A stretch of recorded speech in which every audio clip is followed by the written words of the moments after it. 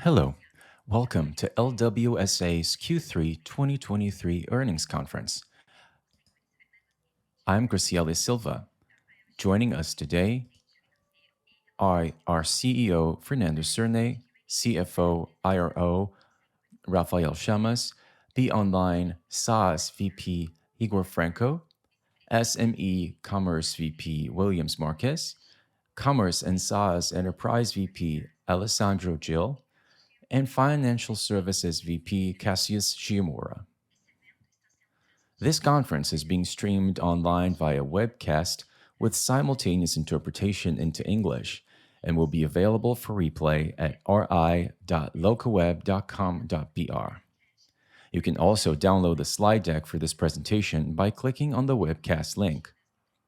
The statements contained in this document regarding LWSA's business prospects, operational and financial forecasts, as well as future growth estimates, are merely projections and, as such, are based solely on its management's outlook for the business.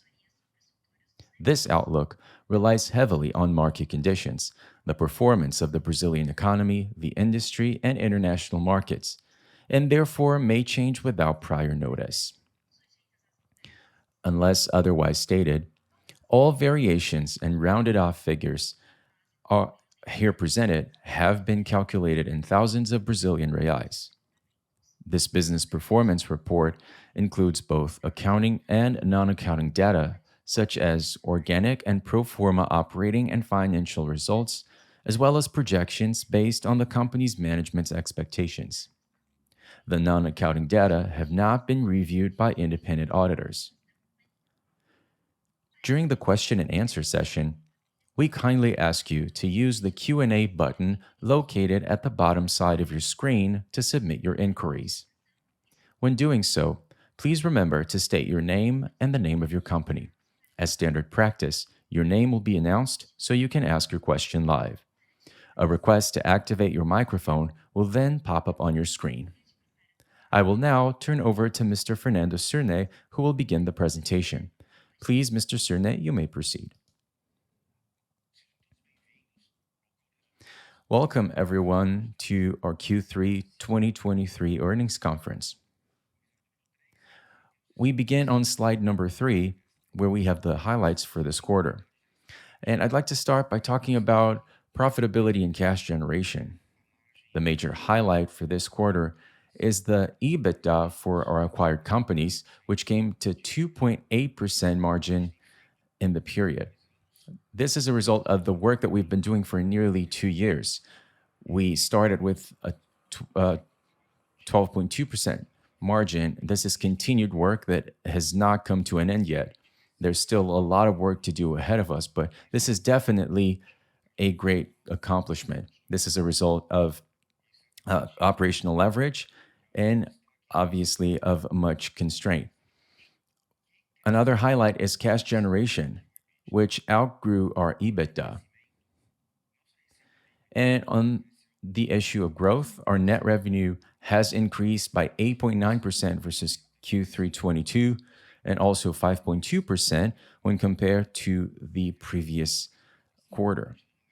In fact, we are pointing out the results compared to the previous quarter. That is because the company has been accelerating and growing very substantially versus the previous period. And so you'll be seeing that reflected in many of the results were presented. Also, talking about our commerce operation, which accounts for the largest part of the company, that operation has increased by 14.1% versus Q3 22, totaling 224.1 million net revenue, and growing by only 7.3% versus 3 months prior, which is also very substantial. The revenue from platform subscription has actually grown by nearly 19% in Q3 22 versus the previous quarter. That shows how our client acquisition has grown steadily for this operation. When talking about GMV, COGS, and subscriber base, the GMV for our ecosystem has grown by 15.3% versus Q3 22, totaling 15 billion reais. This shows how representative LocaWeb is within Brazil's commerce ecosystem. Our own store GMV has grown by 22.5% versus Q3 of this year. Our TPV has grown by 34.6% versus third quarter of last year, coming to 1.7 billion this quarter.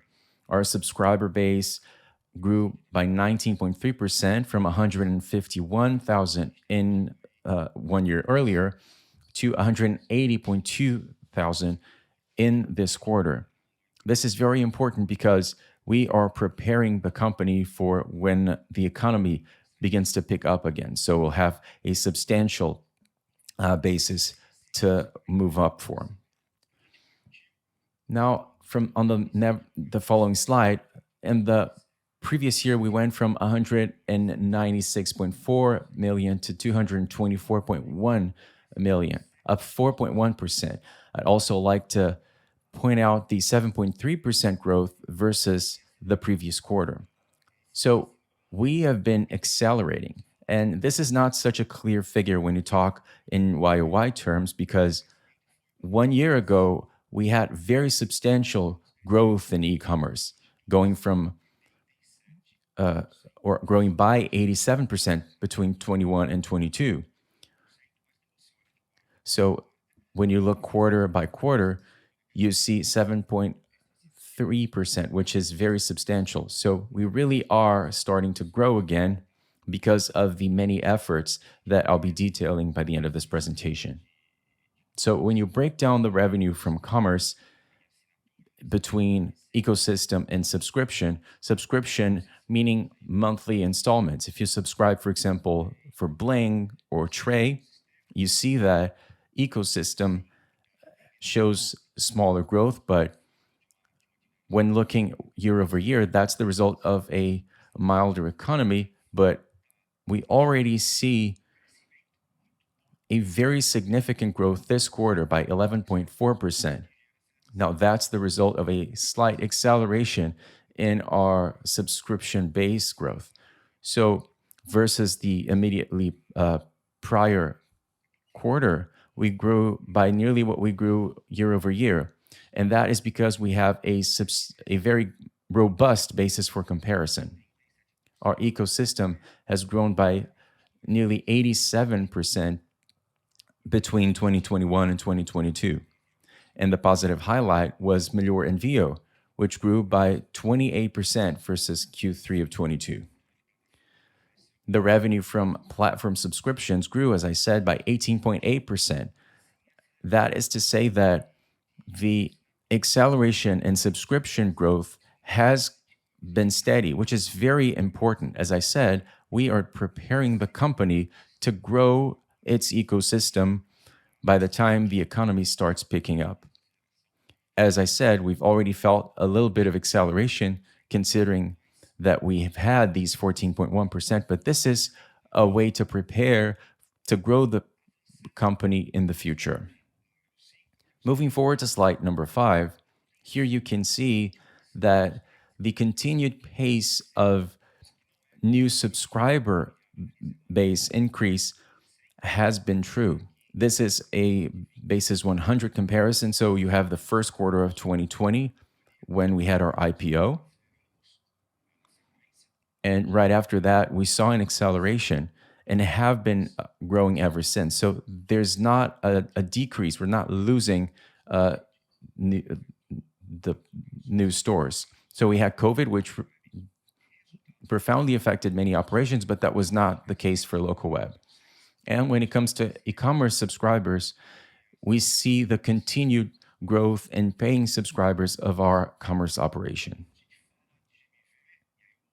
Now, when looking at GMV, and I'm now on slide number 7, when we look at the ecosystem and own store GMV, our ecosystem GMV grew by 15.3% versus 1 year earlier, going up to 15 billion reais. And in annualized terms, we have 60 billion reais. So Locweb is naturally a major player in the Brazilian market. As I said as well, looking at the quarter over quarter results, so what we grew uh, in versus Q2 of 23, 8.9%, which is also very representative. And when it comes to the own store GMV, so efforts by the client themselves, the client that does not have an online store, that was by 22.5% versus 1 year ago, and by 10.2% versus the previous quarter. And this is interesting because one of our purposes is to teach our clients to have their own marketing efforts, whether that's by email marketing or working their own customer base or working the social media. We help our clients to have their own efforts in that sense. And that has shown results, so much so that our own store, the own store GMV has grown or has outgrown actually the ecosystem GMV. So moving on to the next slide, slide 8. Here we have the new institutional brand, LWSA. So, what led us to change the brand name? LocaWeb is the brand we are using to our Be Online SaaS operations as a website, domain, corporate email, and so on and so forth. Our commerce operation, which currently account for over two-thirds of LWSA, is supported by other brands such as Tray, Bling, Melhor Envio, and so on. These brands do not have LocaWeb on their name. So clients of those brands do not see themselves as LocaWeb. And this is something I'm saying based on research. So we felt we needed a corporate name that could embrace and encompass all of them. And even LocaWeb Company is a name that has commerce operation customers confused. The LWSA ticker is one the market already widely uses. We've tested it and it's been very well received as an alternative corporate brand name. So, in order to keep a relationship with LocaWeb, but one that was not as strong as LocaWeb Company, starting now, we will be using LWSA as our corporate brand name. LocaWeb will continue to be the exclusive Be Online SaaS operation brand name, and the other brands within the group will use LWSA as their sponsor name behind all of those other brands. So this will be the brand name structure for the group as of now. Our corporate name, then, LWSA, will appear in those three forms using the same typography that we used for LocaWeb Company. The one for our SaaS operation will be the one in red. And starting now, the group will now be called LWSA. So moving forward, this is what LWSA will look like. So no difference from what we had before. It will be made up of four different business units, starting with ERP management, then financial services, third, Be Online Size, which uses the LocaWeb brand, but as a group, you're no longer a LocaWeb company, but rather LWSA, Commerce Enterprise, and Commerce SMB. This is how we'll be working, or how we've been working with the market. Now, moving on, I'd like to turn the conference over to our CFO, Rafael Chamas, who will dive a little bit deeper into our finance figures. Thank you very much. Thank you, Fernando. So, moving on with our earnings conference, I start on slide 13 by showing you the net revenue for the period divided by our two segments. I think Fernando presented a good analysis of this. This quarter requires our quarterly and yearly basis and show some of what Serne has already said. So the consolidated result showed a 9% increase versus 1 year ago. And when looking the comparison versus Q2, or the increase was by 5%. So we ended Q3 with 330 million. Breaking it down, when we look at commerce, we saw year over year growth by 14%, coming at 224.1 million. And looking at the quarterly performance, we had 7%. We saw some interesting figures making that up over the course of the performance. The increase in subscriptions was by nearly 19%. So that's very, very significant, considering that last year we had seen robust growth in e-commerce.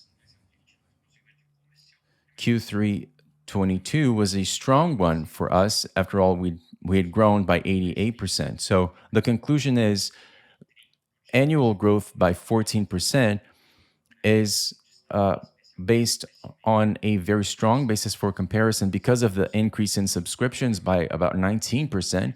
And when looking at it from a quarterly perspective, which shows the trend for the company in future quarters, shows now growth by 7% versus the previous quarter. Be Online SaaS showed different performance, bringing the average a little bit down. So when we look at the annual performance, what we had was a 1% decrease, coming at 106 million. And what explains this decline is something we've mentioned for several quarters, and we now have the end of this trend. A little over a year ago, we made the decision to discontinue some of our operations in the corporate Be Online SaaS market because of low profitability. So this was because of the growth in profitability. And if you look at it quarter by quarter, you already see the inflection point because as opposed to a decrease, we have a 1% increase from 104 to 106 because of the end of this journey of discontinuing some of our corporate operations. Once again, pointing out that we were looking for profitability with that move. If we move to the next slide, I think this makes what I'm saying clearer. We're going to talk about the margins, and the effect I just mentioned on growth becomes evident. So on slide 14, we have the company's EBITDA consolidated at 54.1 million with a 9.9% growth. And here it's interesting to look at our margins. The highlight in this case is definitely the margin for acquired operations. We ended up by 2.8% versus the prior quarter. And I think that we have a very interesting curve looking at that. We go from minus 12 to virtually 0.3% margin. That's a 15 percentage point increase. And Fernando has already said this. This is not where we stop, but it's very important that we've come to this. And more important than that is to understand that the reasons that led us here are very sustainable ones. We're talking about leveraging our business operations with healthy gross margins, little demand for growing investment in client acquisition in order to keep growing steadily.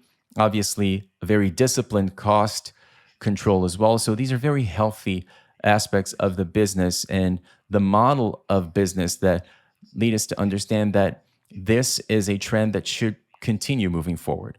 Looking at the other segments, as I had said before about Be Online, we exchanged growth for profitability moving forward with the more sustainable operations and relinquishing those that were not. This continued this quarter, which shows this was a very healthy choice for the company. And commerce, as we always say, has been at around 34, 35%. This quarter, we're ending in 32, but this is due to very healthy seasonal aspects of the period.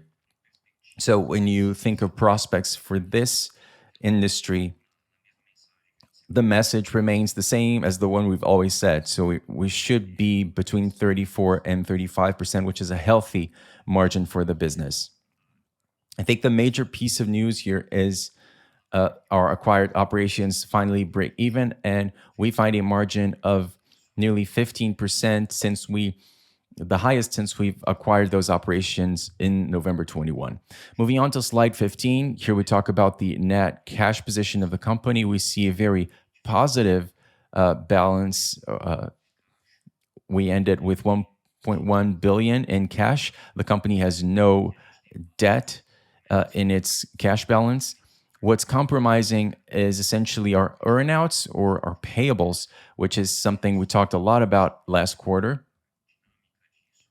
and how the dynamics of that will work. What the company has as liability today includes the best estimates for payment. So there's no change with regard to what we expect to pay. We're talking about 635 million, which allows us a net cash after earnout payments of 401.7 million reais. So a very solid position. Moving on to slide 16. Here we have the company's net profit. So we are moving or reversing the 7.3 loss that we had last quarter with 3.9 million, and the effects because of the accounting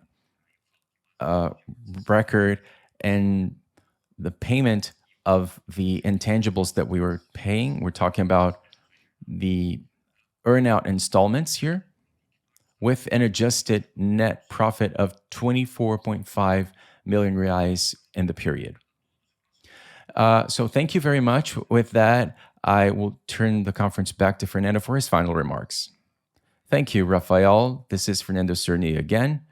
And I'd like to talk a little bit about where LWSA is focusing our efforts. Starting with profitability gains, we have been focusing on growing our profitability in our acquired operations, and that's what we'll continue to do for quite some time.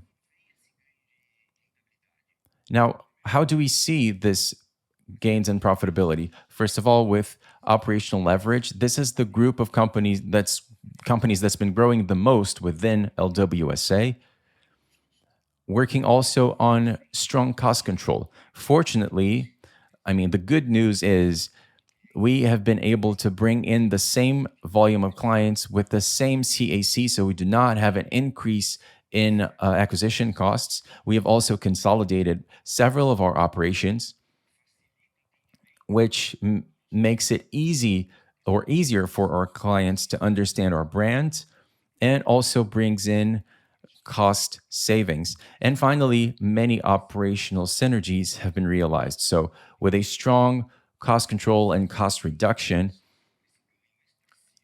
which has been the responsible for this growing margins, and this is a process we plan to continue. Next, we have a cash generation that has outgrown the company's EBITDA, and this shows mostly the group's reduced capex, which is another very important aspect. And lastly, growing our revenue with efforts that require low investment or has little impact on our margins. And the quarter-over-quarter growth that we've stressed in this presentation is already showing some results of that strategy. Starting with Wake. Wake started its trend this year. It's a little under 6 months old, even though the work had begun a long time ago. We already had that platform for a while, but Wake has been creating a lot of buzz in the market. It's very well known, and I think we have a legacy that's been very well built. I think this is our main achievement for this year.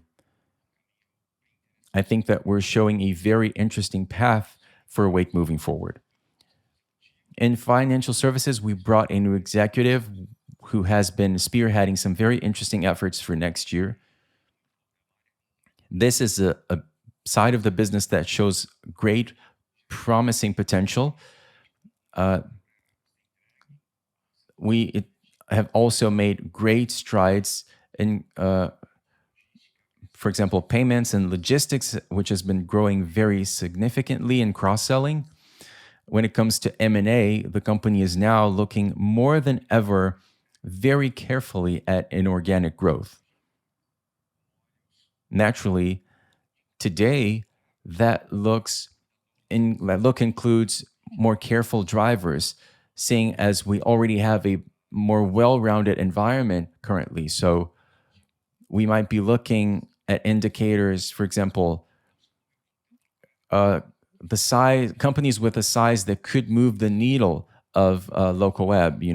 Companies that already show significant results or with a more consolidated operation. But this is definitely a front that we are paying a lot of attention to within the company. And lastly, our work in pricing.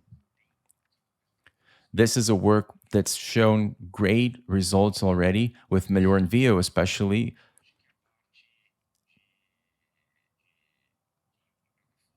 And also, e-commerce platforms is a side of the business that will require great work, showing also high potential of bringing higher earnings.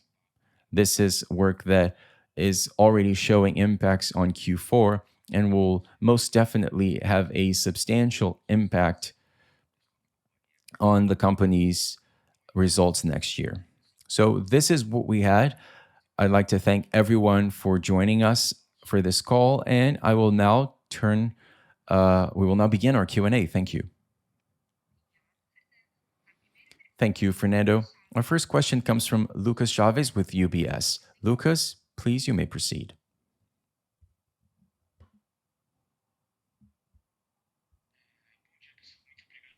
Good morning, everyone. Thank you for taking my question. Well, I have just one question, really, focusing on Q4.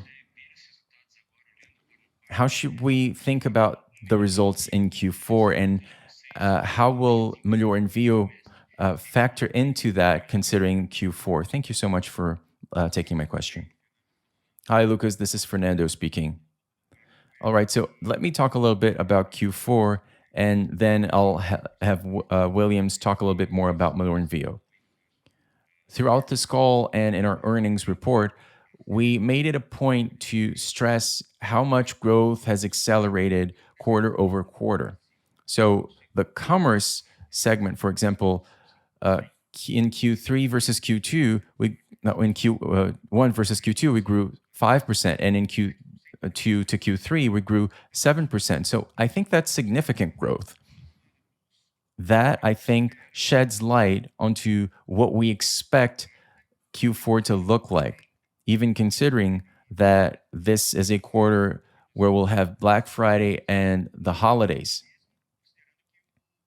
And that's even considering that Brazil's economy is not looking wonderful, but that already mirrors LocoWeb's efforts to try to grow what we or the avenues for growth that we're using to move forward, regardless of the economy. As I said before, we can't wait for the economy to pick up and respond. So we have to work, and we're seeing that the results of that between Q2 and Q3. So we feel very confident about what the Q4 results will look like. On that note, I'd like to turn over to Williams to talk about what's been going on with Melhor Envio, what's the scenario there, and what the impact of that operation will be for Q4. Williams, thank you, Fernando, and thank you, Lucas, for the question, giving me the opportunity to talk a little bit about logistics. Melhor Envio has shown great results. It's grown 24% this quarter versus 1 year ago, and we talk a lot about repricing, but actually, there's a much wider technological development scenario behind that. Melhor Envio has included great efforts in improving the product, and even when we talk about pricing, that allowed us to create intelligence by type of client, by destination, all of which has helped to maximize our revenue. The volume of shipments has increased, and the company has really maximized its results. But behind that improved performance, there's been a lot of technological improvement, and that has also allowed us to tap into several other transportation companies. We've included two or three new ones. The last of them is a new has a new operation in Brazil. It's coming from China with a lot of knowledge and very competitive prices. And when we add a new transportation company like this one, there's also an increase in our cargo profile because it adds competitiveness where in places where LWSA was not working so strongly, and with that comes an increment in revenue. So, in addition to increasing our competitive edge in terms of uh, and customer price, there are also better margins for that product.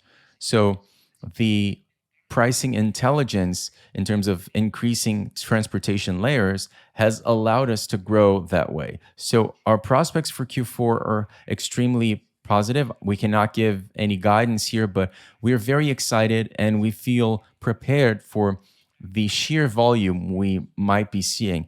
We have several integrations with different platforms and also growing within within the group. This has been a constant agenda, and we have been adding that in a more intensive way to everything that we do. And I think that all of that will be captured in Q4, considering Christmas and Black Friday in Q4, even considering the number of products that we have in beta that are about to be rolled up, as well as reverse logistics, especially during sales seasons such as Black Friday and Christmas, where we see several returns. So we are also trying to seek for revenue increase in product returns during the season. So all of that gives us a lot of confidence in Melhor Envio. This is a company that's running in a positive scenario when it comes to its EBITDA, and it shows very promise or shows a lot of promise. We are very excited about Q4. Thank you, everyone. Both the answers to both questions were very clear. Thank you. Our next question comes from Fred Mendes with Bank of America. Fred, please, you may proceed. Good morning, everyone. Thank you for your presentation. I also have two short questions. The first one is just to understand the strategy a little bit better.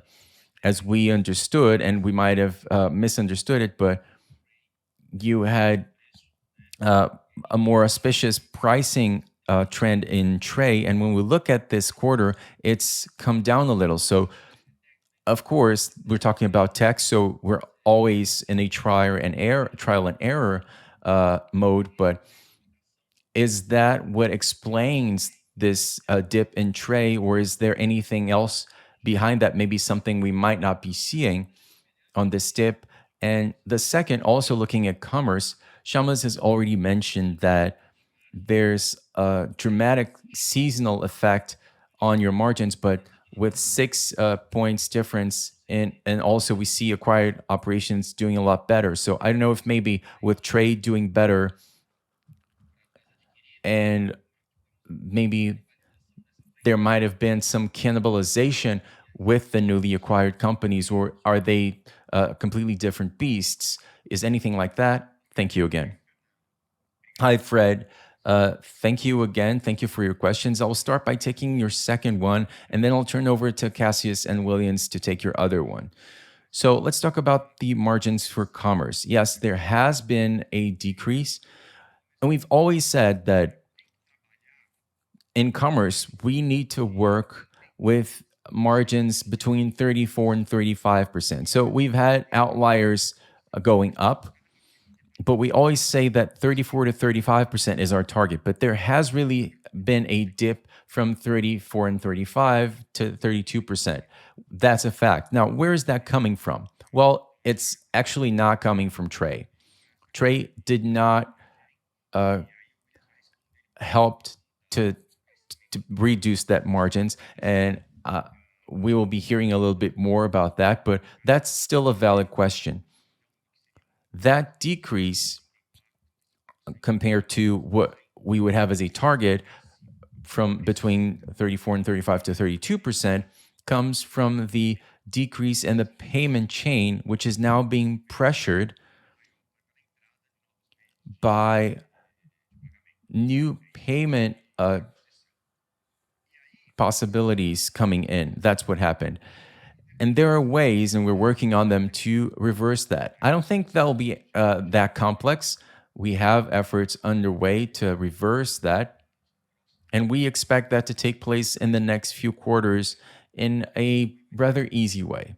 So, again, this was the effect of a decrease in the margins of organic growth. I will now turn over to Cassius. Cassius is our new financial services VP, and he'll explain to you how we'll be working on recovering the margins for our payment operations, which has been to blame for that dip in our margins. And then we'll be talking a little bit about Trey as well with Rafael. So let's start by talking about margin. So please, Cassius and Williams, you may pick and choose whoever goes first.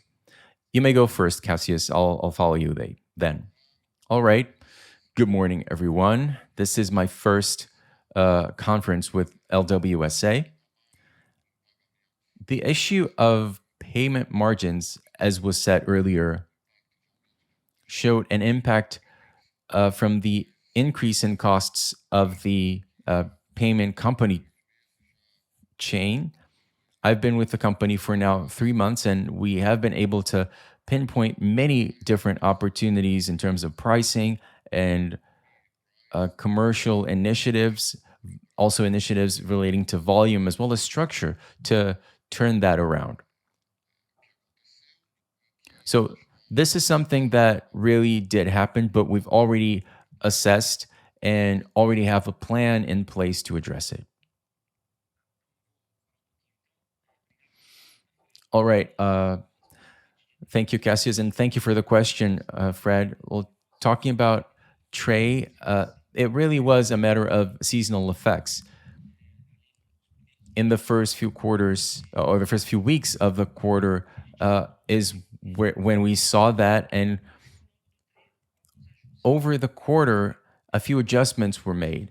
So we had very positive negotiations, and on some instances, we allowed the client to have some respite in a few cases. But we have very good prospects moving forward. But really, this quarter slightly underperformed, especially because of the repricing and adjustment in some contracts, as well as the seasonal aspect where, I mean, we're seeing the GMV for marketplaces has been growing a little bit more slowly, and that's been the same for the entire market. Now, what's a positive thing that we see for Trey is the performance of new or owned channels. So our customers are growing more their sales with their own channels, which is something that we do not see for the results of Trey. We have logistics, for example, but when we look at Trey per se, it's only a partial result.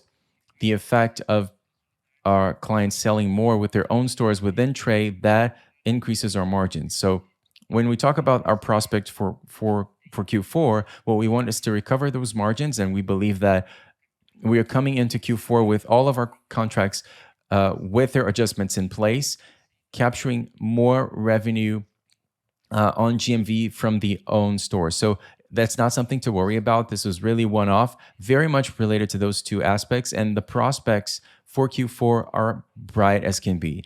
And when you look at Trey exclusively, there's also been a change in the acquisition profile with a slightly lower number of clients in Trey, moving them to a Wave, which is also part of our SMB platform, which has been growing increasingly year over year. So Trade does not really represent all of our platform structure because we want to classify customers or clients in Trade with a slightly larger profile than what we had before. So we've been working with that mix of client acquisition. And when you look at our platform, our SMB platform as a whole, with both brands, we see that we have very good prospects for the rest of the year.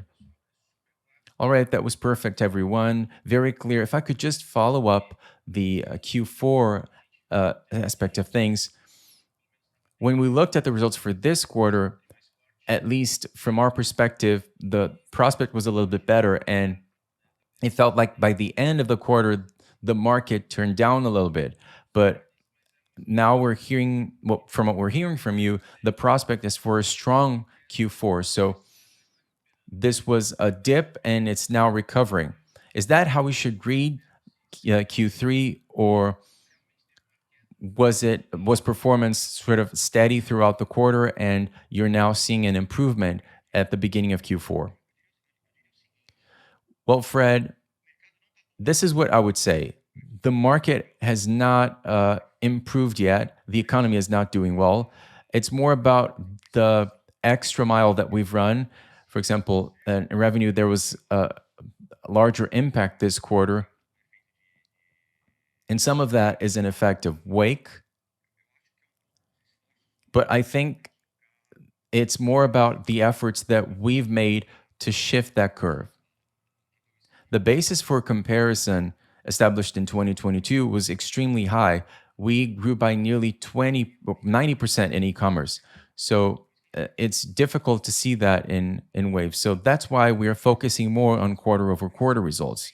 The plus 5% result that we mentioned between Q2 and Q3, and or Q1 to Q2, and now 7% between Q2 and Q3 is something that you cannot see in the year over year results. So we do expect that improvement to continue in Q4. So we are more optimistic about Q4 than we were in the previous quarter. So that is a very accurate analysis. All right. Thank you. Thank you, Fred. Have a great day. Our next question comes with Marcelo with JP. Marcelo, please, you may proceed. Good morning, everyone. Thank you for taking my questions. I also have two questions. I wanted to dig a little bit deeper in the change in Be Online SaaS margins. It was running around 22 and has now dipped to closer to 18. And when we look at the organic side of the operation, that hasn't decreased that much. I just wanted to understand what caused that sequence of decreases in those margins. And second, if you could please talk a little bit about your internationalization strategy. We heard your announcement of Bling's launch in Mexico. How do you see that moving forward? Do you plan to bring other products as well? And has that affected your profitability this quarter? Thank you. Hi, Marcelo. Good morning, and good morning, everyone. Well, here's the thing, Marcelo. When we look at the margins as a gross system, I ultimately used this margin that I used in my results, and you see that the margins have been steady. This was, yes, a business that was running at 17 or 18%, but in the last 4 or 3 quarters, that's run close to 22 or 23%, which is where we believe these margins are likely to stabilize. The entire move that we had on the corporate side starting more than a year ago had that as a purpose. I mean, we had a pressure that was a bit more pressured with growing risk, and this had never been the focus of the company. It was mostly because of the upsell strategy that we had developed before. So what the company chose was to discontinue these operations or shrink them by some extent, at least as sustainable as it could be. And our online size has always been one that really affected our initial M&A moves. So we wanted to focus again or refocus on growth as opposed to um, uh, on profitability as opposed to growth. So from a time perspective, what we see moving forward is the contraction in this operation comes to an end. And we plan to keep the business on these levels that we believe are healthy for the company, considering the portfolios we're working today. I will continue to talk about internationalization here, Marcelo. This is Serene speaking. What was our plan for Bling in Mexico? Today, Bling is perhaps one of the main, if not the main, supplier of products to shelves of marketplaces across Brazil. And I mean products that are being sold. So without naming names, for a few marketplaces, this accounts for over 20% of their sales. So Bling is extremely powerful for marketplaces as a source of product. And Mexico is a country that's heavily dependent on marketplaces for its sales. That reaches the 50 percentile of uh, their sales. And the way Bling is built, that makes it a lot easier for us to internationalize the product. And I mean, by engineering, even that really makes it uh, less expensive for us. So we started organizing that 6 months ago, and the investment was very, very small.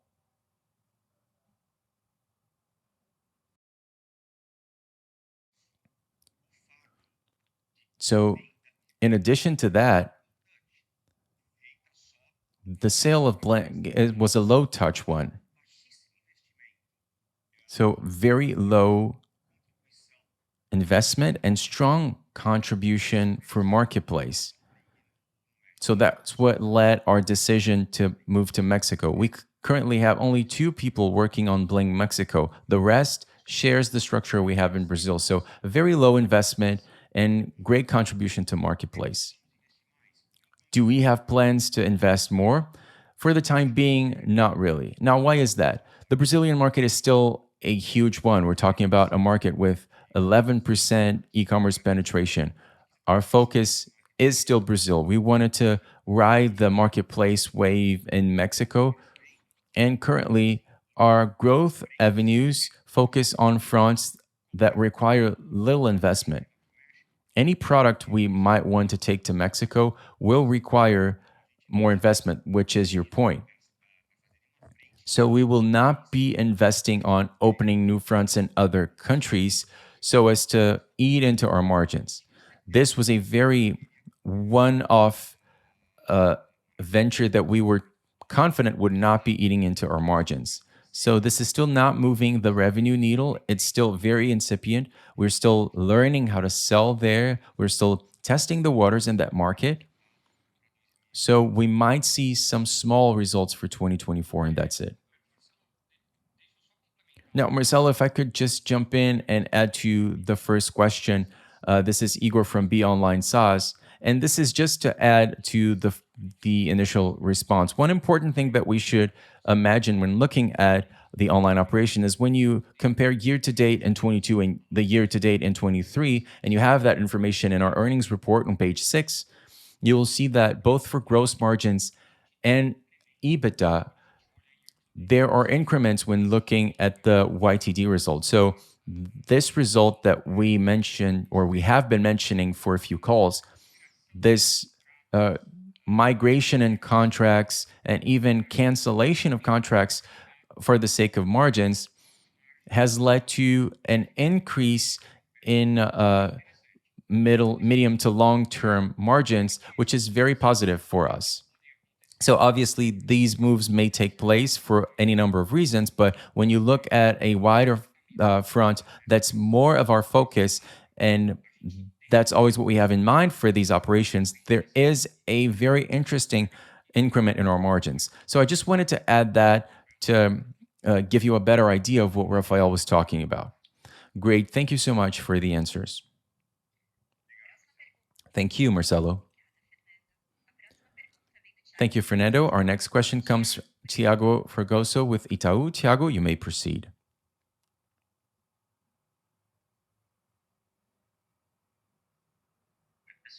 Hello, everyone. Can you all hear me well? We can hear you. Yes. Move. Go ahead. Good morning, Fernando. Good morning, Shamas, and everyone. Thank you for the opportunity to ask my questions here. I also have two questions, even though many of the points I wanted to discuss have already been addressed. I think that my first point was I wanted to explore a little bit more something.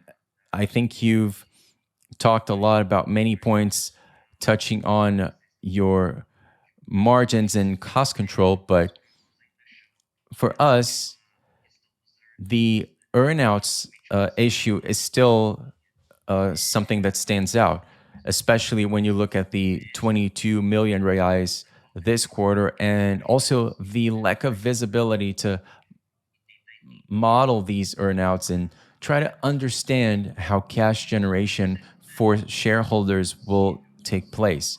If you could please add some more color in terms of what we could expect for these earnouts, should we see further reviews increasing them? And if you could talk about the rationales, I mean, why are these figures going up? What companies are over delivering to explain these increases?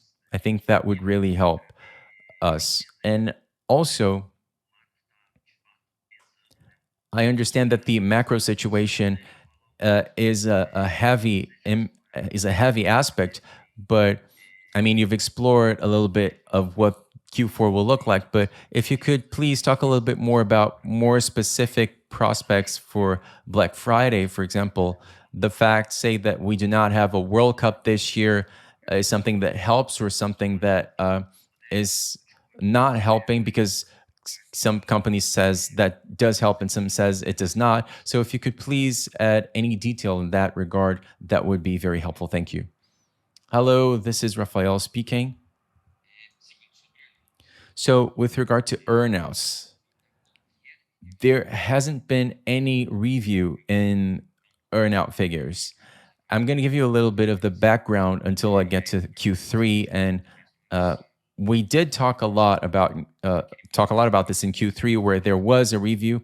Until then, there were many questions, but despite the company's policy in terms of earnout review is very well established and formalized with auditing companies, our position, our written position, did not include all of the um, details, but going back to the details of this policy, we will review earnouts, or we do review these earnouts every 6 months. And they are modeled in such a way that they can be reviewed by performance. So these are not static figures. Once targets are achieved, those figures are released. It does rely on performance and cross-selling, but we always believed within our M&A strategy that this was the best way to create incentives where both parties were on the same page, both buyers and sellers. Because if on the one hand, it gives sellers, the companies we're bringing in-house, a trend where capturing synergies might be very beneficial in terms of price.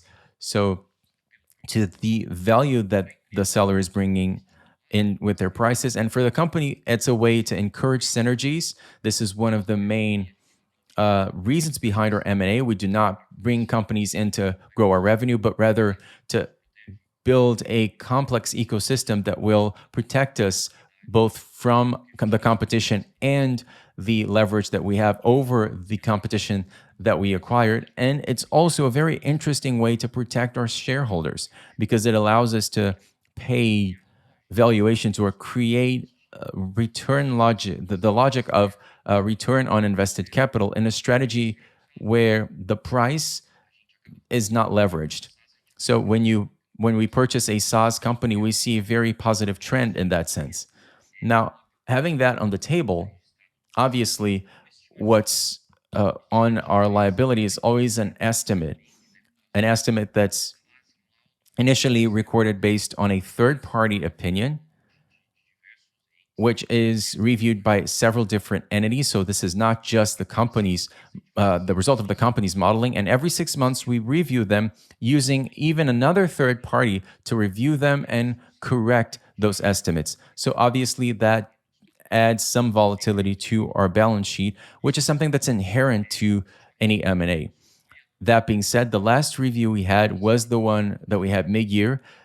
The impact you see on our results right now is exclusively because of a correction for interest, a monetary correction, because we always correct those earnouts, bringing them to present value.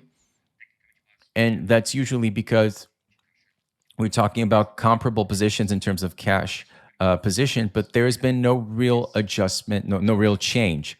So, to your question, we projected this at the middle of the year, was considering the best estimates we had for these companies' performance by then, considering that our liability will be settled based on 2023 results. So we'd be exposed to a longer uh, time horizon, about 30% of our liability, which adds less variability to the figures that we had recorded. We believe that what's been recorded for the companies in 2023 is very close to the fair value. Of course, some variation will be seen, but at the company, we're not expecting any material change from that figure. I apologize for the technical answer, but I'm at your service if there's any other question. No, that was extremely clear. Just another point, and takes it back to Fabio's question. So the 22 million reais were adjusted because of interest, essentially. Yeah, mostly yes. There is some withholding value, but essentially we're talking about that type of correction. Okay, that was clear. Thank you. Hi, this is Fernando speaking. Now, I'm going to have Cassius and Jill to talk about your second question in terms of Black Friday and how much the World Cup event or the lack of one affects our operation. So, Ole Gil may talk about the wake prospects and the uh, SMB prospects as well. Well, good morning, everyone. I will start by talking about the World Cup. This may be the easier question. There are different impacts for different segments. In the sports and apparel industry is more positive. CPG also sees positive results, but for the rest, long gone is the time when you would buy a new TV set to watch the World Cup. So ultimately, the most valuable time our consumers have is time. And that includes both the time to purchase and the time to watch the World Cup game. So most other departments are not that heavily or positively impacted by the World Cup. Now, looking a little bit more at Q4, now that Black Friday is approaching, Black Friday is no longer an event focused on the turn of the last Thursday of the month to the last Friday of the month. Obviously, this is still a very important period, but throughout November, uh, promotional sales are spread out even as a strategy by sellers to ensure that the clients buy more.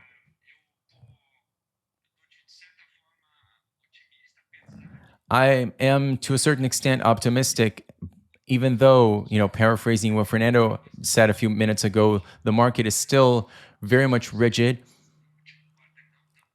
We saw a not very positive performance in Q3, but in Q4, we are already seeing an inkling of better performances. There's an air of positivity, but we still need to see what things will look like by the end of the month so that we can be more confident in that. That was excellent. Williams, I just wanted to add with the SMB view, and I would like to reinforce what LA said. The World Cup is a distraction, so this is a positive aspect for this year because we do not have one, and we also see that being impacted or that impacting the smaller companies with more focus and a better chance to organize. Again, the market is very stiff. There's not as much growth as before, but compared to last year, because we do not have those distractions, Black Friday might be more productive. And also the fact that sales are not so focused on that Thursday to Friday, that also helps, as Alay said. Outstanding. Thank you so much, everyone, for your answers. Thank you, Kapuskis. Next question comes from Mr. Gabriel Zan with Citibank. Gabriel, please, you may proceed. Good morning, everyone. I have a few questions. The first one is about the change in your corporate name or your brand name, but the operational brands, so to speak, are still uh, still with the same brands and the same colors, without much of a reference to the group. And I wanted to understand why is that. And the second question, I just wanted to understand the pressure that you were seeing from payment companies. Was that because of the cost pass through? What exactly happened that affected your performance? Thank you.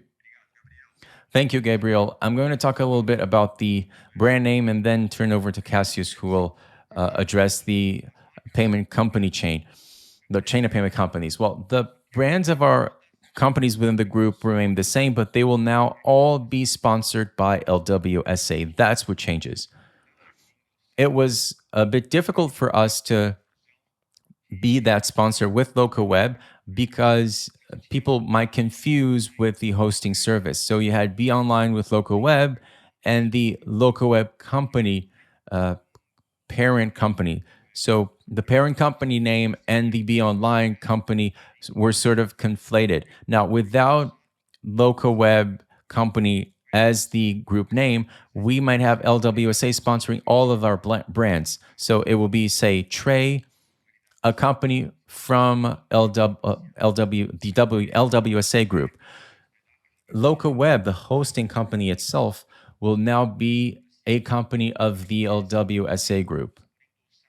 So what's behind the change is being able to endorse all the LWSA companies. And it also helps the client understand that this is a group, and it even helps the cross-selling process. That's the idea, Gabriel.